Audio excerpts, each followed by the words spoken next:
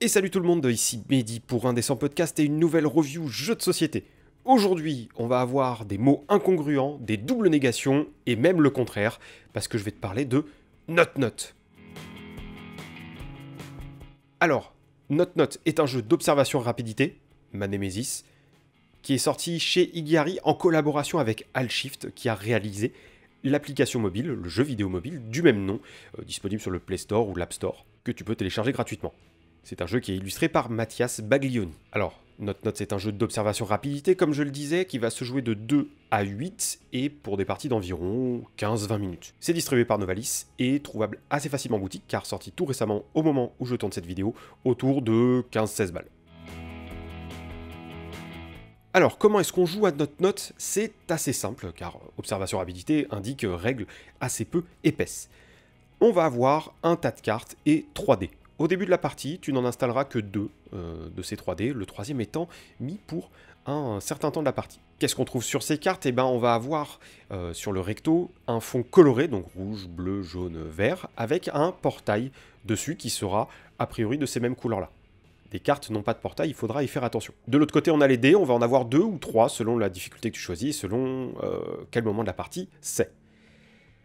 Ton but est de récupérer le plus de cartes pour gagner la partie qui se termine quand le paquet de cartes est épuisé. Alors on va placer les cartes en tas. Le mode normal recommandé est de faire des tas à peu près égaux et de glisser des cartes spéciales, des cartes Not, flèches et menteurs, qui arriveront du coup toutes les dizaines de cartes environ. On met ce tas au milieu de la table, on révèle 4 cartes, une en haut, une en bas, une à droite, une à gauche, on se met d'accord pour savoir où se trouve le haut, et ensuite on commence à jouer. Donc quelqu'un lance les dés, et il va falloir taper sur la carte qui correspond à l'une des 2 contraintes imposées par les dés. Donc si les dés indiquent haut et rouge, par exemple, sachant qu'il faut se fier uniquement à ce qui est écrit, eh bien, il va falloir taper sur une carte étant située en haut ou étant rouge, ou les deux. Si tu tapes sur la carte correctement, tu la récupères, on en pioche une nouvelle et on continue. Si tu as mal tapé, tu défausses une carte précédemment gagnée, tout simplement. Et si par exemple il ne faut pas taper sur une carte, en tirant 2 dés qui indiquent rien et rien par exemple, ou toute autre situation pouvant bloquer, il ne faut surtout pas taper sur les cartes et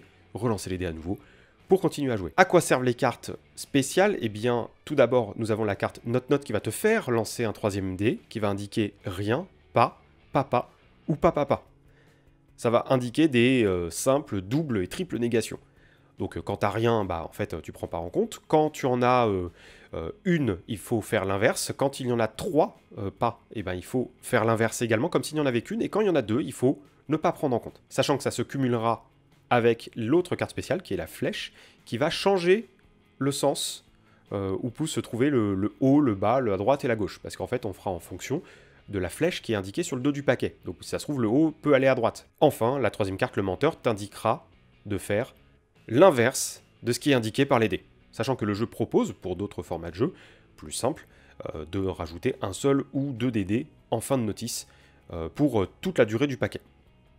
Et comme je disais au début, il suffit de remporter le plus de cartes à la fin du paquet de cartes pour gagner la partie.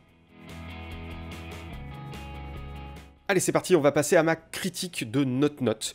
Et je vais commencer par quelques petits points négatifs. Le jeu est indiqué marchant de 2 à 8.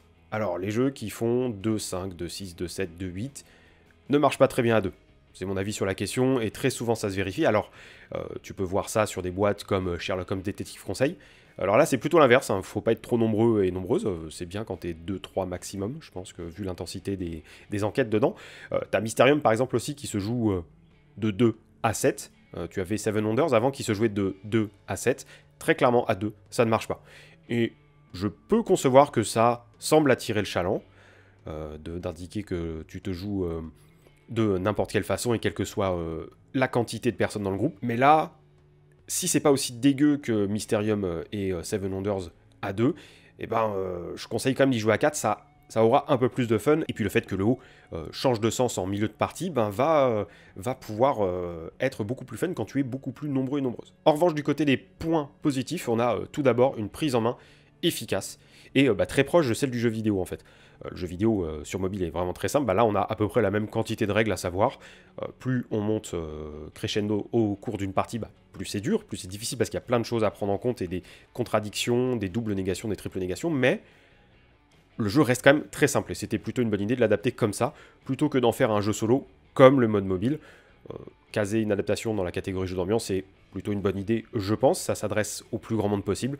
Donc question prise en main, il y a vraiment un très bel effort d'adaptation du jeu vidéo au jeu de société. Tu as une belle tension, une belle augmentation de la tension au cours de la partie avec ces 3 fameuses cartes règles. Je conseille de faire le mode standard avec les 3 cartes, mélanger toutes les 10, 12, 13 cartes dans le paquet de cartes, histoire que tu puisses vraiment suer au cours de la partie. Ça sera plus savoureux, parce que justement ça monte, les gestes se font imprécis, puis bah tu es voué à faire des erreurs à cause du matériel du jeu, donc ça rajoute vraiment pas mal de saveur. C'est idéal pour jouer en bar à jeu.